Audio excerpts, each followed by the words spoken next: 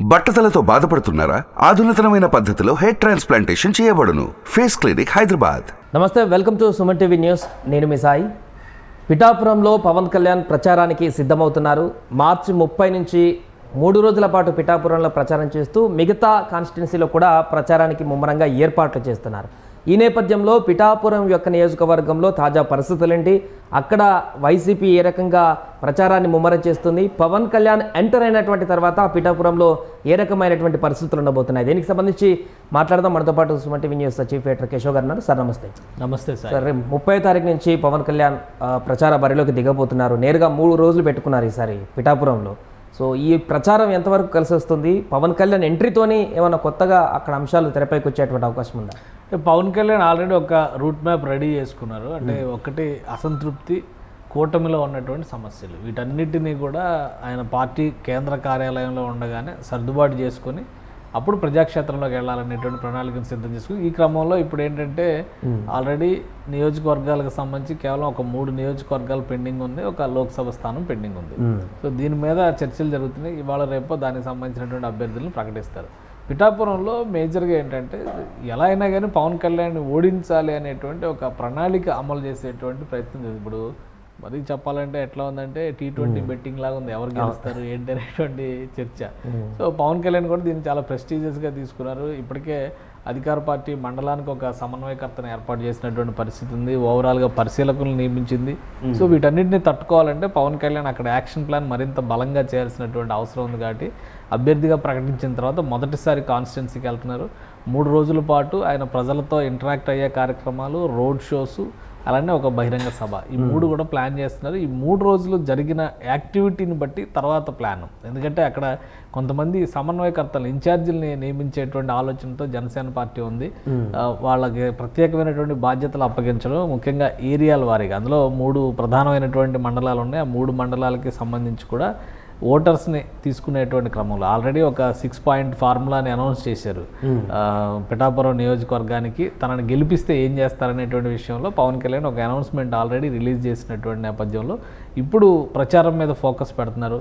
పిఠాపురం ప్రచారాన్ని ఆధారంగా చేసుకుని రాబోయేటువంటి రోజుల్లో ఆ జనసేన పార్టీ పోటీ చేస్తున్నటువంటి 21 నియోజకవర్గాలు ప్లస్ 2 పార్లమెంట్ స్థానాలు, మిగతా కూటమికి సంబంధించినటువంటి బలమైనటువంటి స్థానాలు, వీటన్నిటిపైన కూడా గత 2 రోజులుగా చర్చలు జరుగుతున్నాయి. ఎందుకంటే పురంధేశ్వర్ గారి ఇంట్లో అటు బీజేపీ, జనసేన, టీడీపీ నాయకులందరూ భేటీ అయ్యారు. మేనిఫెస్టో తయారీ, అలానే ప్రధానమైనటువంటి సభల నిర్వహణకు సంబంధించినటువంటి ప్రణాళిక, వీటన్నిటిపైన ఫోకస్ పెడుతున్నారు. సో దీనికి తగ్గట్టుగా Chandrababu Naidu already campaign start చేసేసారు. 27వ తారీఖు నుంచి ఆయన యాత్రలు చేస్తున్నటువంటి పరిస్థితి ఉంది. ఇప్పుడు పవన్ కళ్యాణ్ 30వ తేదీ నుంచి చేస్తున్నారు కాబట్టి ఒక లాంగ్ షెడ్యూల్. బహుశా ఈ 3 రోజుల పర్యటన తర్వాత మిగతా నియోజకవర్గాలన్నింటిలో కూడా వరుస పర్యటనలు చేయడానికి పవన్ కళ్యాణ్ రెడీ అవుతున్నట్టుగా ఓ సమాచారం ఉంది. అధికారికంగా వీళ్ళు చెప్తున్నటువంటి దాని ప్రకారం చూస్తే కనుక 3 రోజులు పిఠాపురంలో పర్యటన తర్వాత ఏప్రిల్ 3వ తేదీన తెనాలిలో పర్యటించబోతున్నారు. 4వ తేదీన నెల్లిమర్ల, ఎక్కడైతే జనసేన క్యాండిడేట్లు నిలబెట్టిందో ఫస్ట్ ఫేజ్లో అవన్నీ కవర్ చేసేటువంటి ప్రయత్నం చేస్తున్నారు. 5వ తేదీన అనకాపల్లిలో ప్రచారం చేస్తారు. 6వ తేదీన యలమంచిల్లో ప్రచారం చేస్తారు. అలానే 8వ తేదీన పెందుర్తిలో ప్రచారం చేస్తారు. 8వ తేదీ కాకినాడ, 7వ తేదీ పెందుర్తి, 9వ తేదీ మళ్ళీ పిఠాపురం, 9వ తేదీ ఉగాది పండుగ.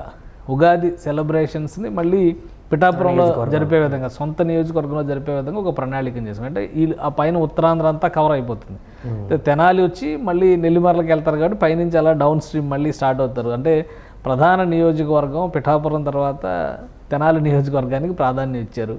నాదెండ్ల మనోహర్ గారు బరిలో దిగుతున్నారు కాబట్టి. సో అది అయిపోయిన తర్వాత 10వ తారీఖున రాజోలు, 11న పి గన్నవరం, 12న రాజానగరం సభల్లో ప్లానింగ్ చేస్తున్నారు. ఇవన్నీ వరుసగా ఉండేటువంటి, అంటే ఒక రౌండ్ కంప్లీట్ అవుతుంది.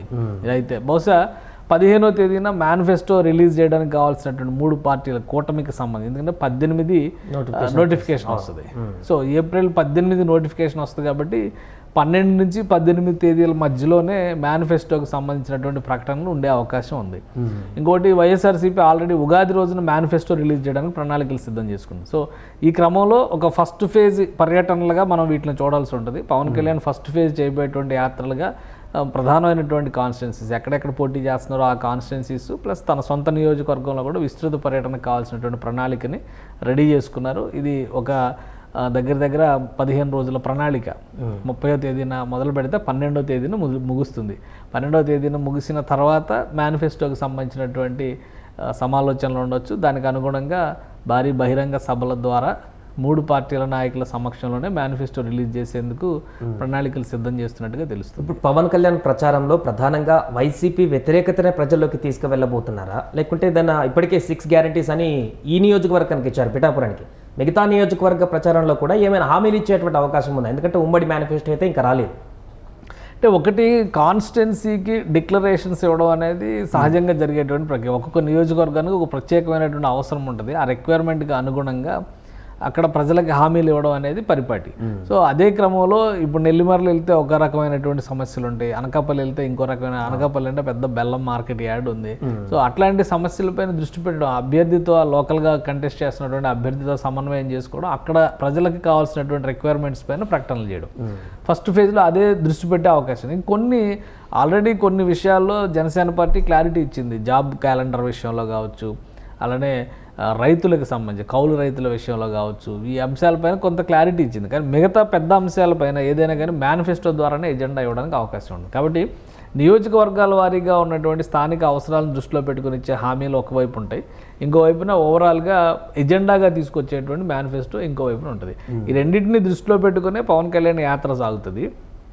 ప్రభుత్వ వ్యతిరేకత అనేది ప్రభుత్వ వైఫల్యము, అలానే ప్రభుత్వం చేసినటువంటి అరాచక పాలన, ఈ 3 అంశాలు ప్రతి సమావేశంలో ప్రతి మీటింగ్లో కూడా విపక్ష కూటమి అదే ప్రధానమైనటువంటి ఎజెండాలో చర్చిస్తున్నటువంటి పరిస్థితి ఉంది. కాబట్టి ఖచ్చితంగా పవన్ కళ్యాణ్ అదే విషయంలో మాట్లాడతారు. ఉత్తరాంధ్ర పర్యటనలో మొత్తం కూడా విశాఖలో జరిగినటువంటి సహజ వనరుల దోపిడీ గురించి ఎక్కువ మాట్లాడే అవకాశం ఉంది. సో ఆటోమేటిక్గా అక్కడ అధికార పార్టీని టార్గెట్ చేసేటువంటి స్కోప్ ఉంటుంది. అధికార పార్టీ నాయకులు చేసినటువంటి సహజ వనరులు అంటే ఇసుక క్వారీల దగ్గర నుంచి ప్రతి చోట దోపిడీ జరుగుతుంది అనేది కదా జనసేన పార్టీ చేస్తున్నటువంటి ఆరోపణ. సో వాటన్నిటిపైన ఒక ఎదురుదాడి అనేది ఖచ్చితంగా జరుగుతుంది. వీటితో పాటు నియోజకవర్గాలకు సంబంధించినటువంటి అంశాలపైన జనసేన పార్టీ ఇవ్వబోయేటువంటి ఎజెండా, తర్వాత ఫుల్ ఫ్లెడ్జ్డ్ మేనిఫెస్టో. సో ఇలా ఒక 3 స్టెప్ వెరిఫికేషన్లా నడుస్తుంది. ప్రజలతో ఓటు చెక్ చేసుకునేటువంటి క్రమంలో దానికి తగ్గట్టుగా జనసేన పార్టీ ప్రణాళికని సిద్ధం చేసుకుంది. అయితే గ్రౌండ్లో పరిస్థితులు చాలా భిన్నంగా ఉన్నాయి. ఇప్పుడు కూటమి అభ్యర్థుల నియామక సందర్భంలో ఏర్పడినటువంటి సమస్యలు, వీటన్నిటినీ కాస్త సర్దుబాటు చేసుకుని ఎక్కడైతే అసంతృప్త నాయకులు ఉన్నారో, టికెట్లు రాలేదనేటువంటి నాయకులు, వాళ్ళందరినీ ఒక దారికి తెచ్చుకునేటువంటి ప్రయత్నం చేస్తే ఈ క్యాంపెయిన్కి తగ్గట్టుగా ఆ సమర్థత సామర్థ్యం తోడైతే ఏంటంటే ప్రజల్లోకి ఇంకా బలంగా వీరు వాదాన్ని తీసుకెళ్లేటువంటి అవకాశం ఉంటుంది. అది లేని పక్షంలో మళ్ళీ ఇబ్బంది పడేటువంటి పరిస్థితి. కానీ ఆ సర్దుబాటు దిద్దుబాటు చర్యలు ఎక్కడ జరుగుతున్న దాఖలాలు లేవు. కానీ ప్రజలకు ఇచ్చేటువంటి హామీలు కానీ ఎజెండా కానీ అలానే ప్రజలకు చేయబోయేటువంటి వివిధ రకాల సేవల విషయం కానీ అది పదే ప్రస్తావిస్తున్నారు. మరొక వైపు నుంచి ఏంటంటే ప్రభుత్వ వైఫల్యాల మీద ఎదురుదాడి అనేది అది యథావిధిగా కొనసాగేటువంటి అవకాశం ఉన్నటువంటి అంశం. ఇప్పుడు టీడీపీ ప్రచారంలోకి దిగింది, ఇప్పుడు జనసేన కూడా ప్రచారంలోకి రేపటి నుంచి దిగుతున్నారు. రేపేళ్ళుండే బీజేపీ కూడా ప్రచారంలోకి వచ్చేటువంటి అవకాశం ఉంది. ఇలా ఎవరికి వారు కూటమి అయినప్పటికీ కూడా ఇండివిజువల్ ప్రచారంతోనే కొనసాగుతారా?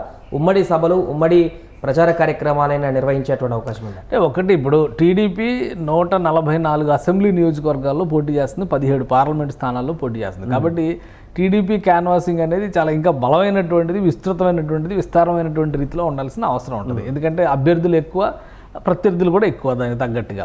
సో టీడీపీ ప్లానింగ్ అందుకనే మార్చి 27వ తేదీ నుంచే సభలు మొదలైనాయి. ఆల్రెడీ ప్రజల్లోనే తిరుగుతున్నటువంటి పరిస్థితి, అటు లోకేష్ కానీ ఇటు చంద్రబాబు నాయుడు కానీ అలానే పార్టీకి సంబంధించినటువంటి అభ్యర్థులు ఖరారైనటువంటి నియోజకవర్గాల్లో వాళ్ళ ప్రయత్నాలు వాళ్ళు చేసుకుంటూ వెళ్తున్నటువంటి పరిస్థితి ఉంది. అది ఒకటి. 21 నియోజకవర్గాల్లో పోటీ చేస్తుంది జనసేన పార్టీ. 30వ తేదీ నుంచి క్యాంపెయిన్ స్టార్ట్ చేస్తుంది. 21 అసెంబ్లీ స్థానాలు, అలానే 2 పార్లమెంట్ స్థానాలు. సో ఇక్కడ పరిధి కొంచెం తక్కువైనప్పటికీ కూడా ప్రజల్లోకి వెళ్ళేటువంటి సమయం తీసుకోవాల్సిన అవసరం ఎక్కువగా జనసేన పార్టీ మీద ఉంది. ఎందుకంటే తర్వాత కూటమి తరపున ప్రచారం పైన బిజీగా ఉండొచ్చు. ఇప్పుడు ఈ షెడ్యూల్లో జనసేన పార్టీ ఎంచుకున్నటువంటి నియోజకవర్గాలన్నీ తమ పార్టీ సొంత అభ్యర్థులు, సొంత నియోజకవర్గాలు. సో ఫస్ట్ ఫేజ్ దాని మీదే ఫోకస్ చేస్తుంది. కాబట్టి తర్వాత దశలో కూటమి పైన ఫోకస్. ఇక బీజేపీకి పరిస్థితి వచ్చి మొన్ననే సీట్లకు సంబంధించినటువంటి ఒక ప్రకటన ఇదైంది. దాని తర్వాత సీట్లు దక్కినటువంటి నాయకులు ఇప్పుడు కాన్స్టిట్యున్సీస్కి వెళ్తున్నారు. మొన్న అనౌన్స్మెంట్ అయింది.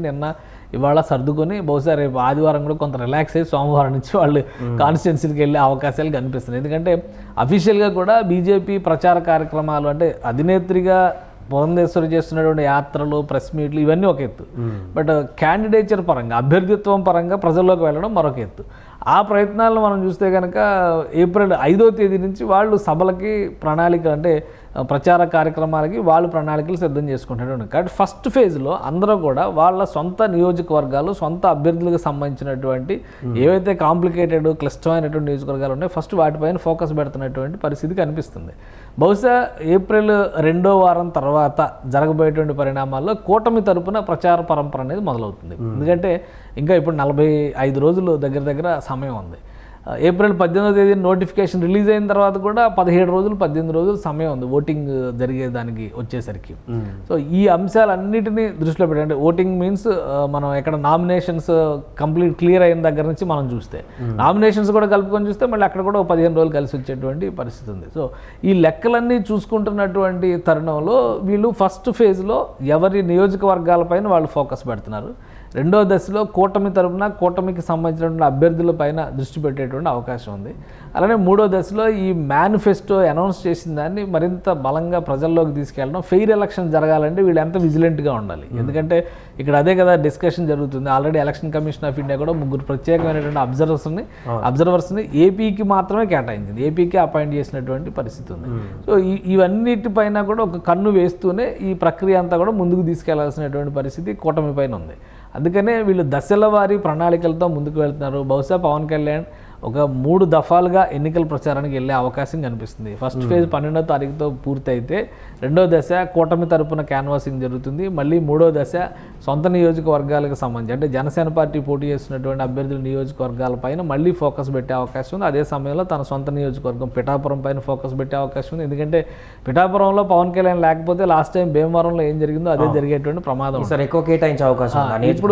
ఇప్పుడు ఇంకొక పరిస్థితి ఏంటంటే, ఇప్పుడు అభ్యర్థిగా ఆయన వెళ్ళి ఓట్లు అడిగితే వచ్చేటువంటి ప్రభావం వేరు, మరొకరు ఆయన తరపున వెళ్ళి ఓట్లు అడిగితే వచ్చేటువంటి ప్రభావం వేరు. ఇప్పుడు వంగా గీత ఇంటింటికి తిరిగి బొట్టు పెట్టి మరీ మాట్లాడుతున్నటువంటి దృశ్యాలు మనం చూస్తున్నాం. కాబట్టి ఆమెకు తోడుగా అటు కురసాల కన్నబాబు, దాడిశెట్టి రాజా, ఇటు ముద్రగడ పద్మనాభం, వీళ్ళందరూ కూడా నాయకులందరూ, మిథున్ రెడ్డి, వీళ్ళందరూ కూడా ఆ నియోజకవర్గాన్ని ఒక స్పెషల్ కేటగిరీ కాన్స్టిట్యున్సీ కింద చూస్తున్నారు.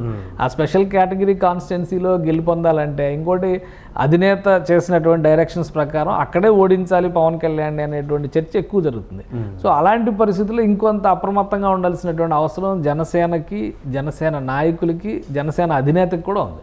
ఆ క్రమంలోనే పవన్ కళ్యాణ్ ఈసారి మరింత ఎక్కువ ఫోకస్ పెట్టే అవకాశం ఉంటుంది. అలాగే తెలుగుదేశం, జనసేన, బీజేపీ నాయకులను సమన్వయం చేసుకోవాల్సినటువంటి బాధ్యత ఉంటుంది. దానికి తగ్గట్టుగా ప్రజల్లో విశ్వాసాన్ని పాదుకొల్పాల్సినటువంటి బాధ్యత కూడా పవన్ కళ్యాణ్ పైన ఉంటుంది. ఇవన్నీ సమాంతరంగా జరిగినప్పుడే అక్కడ విజయం అనేది సాధ్యం అవుతుంది. లేదంటే మళ్ళీ ఏదో ఒక సమస్య ఎదురయ్యేటువంటి ప్రమాదం ఉంటుంది. చివరి నిమిషంలో అభ్యర్థిగా వెళ్ళి అభ్యర్థిస్తే వచ్చేటువంటి ఓటు పర్సంటేజ్ చాలా విలువైనది, చాలా ఎక్కువ ఆకర్షించేటువంటి అవకాశం ఉంది. పవన్ కళ్యాణ్ ఇంటింటి ప్రచారానికి కనుక పిఠాపురంలో వెళ్తే వాళ్ళు టార్గెట్ పెట్టుకున్నటువంటి 1,00,000 మెజారిటీ సాధించడం చాలా సులువైంది. మనం ఆల్రెడీ ఇంతకుముందు కూడా డిస్కస్ చేసాం. దగ్గర 2,36,000 ఓట్లు ఉంటే అందులో 2 lakhs ఓట్స్ పోలైనా, 2,10,000 ఓట్లు పోలైనా కానీ పవన్ కళ్యాణ్ వన్ సైడ్గా ఓటింగ్ని మొత్తం కూడా గ్రాప్ చేయాల్సినటువంటి పరిస్థితి. అంటే కనీసం ఒక 1,40,000, 1,50,000 ఓట్లు కనుక పవన్ కళ్యాణ్కి పడితే ఖచ్చితంగా 1,00,000 మెజారిటీ సాధించడం అనేది సులువైనటువంటి. ఒకవేళ అంత పెద్ద టార్గెట్ పెట్టుకున్నప్పుడు కాన్స్టిట్యున్సీలో ప్రతి ఓటర్ని టచ్ చేయకుండా కేవలం బహిరంగ సభలు నిర్వహించి, రోడ్ షోలు నిర్వహించి వెళితే సినిమా తెరపైన పవన్ కళ్యాణ్ చూసినట్టే ఫీల్ అవుతారు. కానీ తమ సొంత నియోజకవర్గంలో తమ కాబోయే ఎమ్మెల్యేని చూసినట్టుగా ప్రజలు ఫీల్ అయ్యేటువంటి పరిస్థితి ఉండదు. కాబట్టి జనసేన పార్టీ నాయకులు దానిపైన ఒక సమగ్ర ప్రణాళికతో పిఠాపురం పైన ఫోకస్ పెట్టాలి. ప్రచార కార్యక్రమాలు, ప్రచార పర్వం వేరు, అలానే పిఠాపురంలో చేయబోయేటువంటి ప్రచారం వేరు. ప్రచారం అక్కడ అభ్యర్థిగా జరగాలి, మిగతా నియోజకవర్గాల్లో జనసేన పార్టీ అధినేతగా జరగాలి. ఈ చేంజ్, ఈ మార్పుని కనుక, ఈ తేడాని కనుక గమనించి జనసేన పార్టీ పిఠాపురంలో అడుగు పెడితే అంతగా ఆశించిన ఫలితం ఈజీగా దక్కించుకోవడానికి అవకాశం ఉంటుంది. Right sir. సో మొత్తానికి అది మార్చి 30 నుంచి పిఠాపురంలో పవన్ కళ్యాణ్ ప్రచారంలోకి దిగుతున్నటువంటి సందర్భంలో పిఠాపురంలో ఉన్నటువంటి కార్యకర్తలందరూ కూడా కొంత ఎగ్జైటింగ్గా ఉన్నారు. అక్కడ ప్రచారం మొదలుపెట్టిన తర్వాత పూర్తిగా భిన్నమైనటువంటి వాతావరణం, తమకు అనుకూలమైనటువంటి వాతావరణం కూడా క్రియేట్ అవుతుందంటూ కూడా ఆశాభావాన్ని వ్యక్తం చేస్తున్నారు. సుమన్ టీవీలో మీ పర్సనల్ అండ్ బిజినెస్ ప్రమోషన్స్ కోసం కింది నెంబర్కి కాంటాక్ట్ చేయండి.